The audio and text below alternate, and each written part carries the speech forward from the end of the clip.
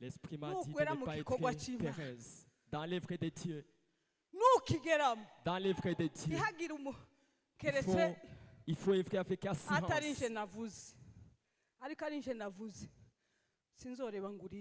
Je ne serai jamais enflé de la peur. Amen. Alléluia.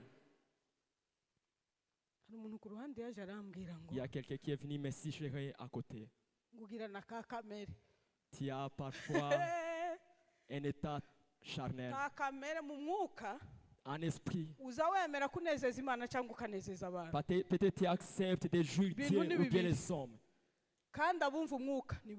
Ceux qui écoutent à l'esprit, ils sont pénétrés. Si tu veux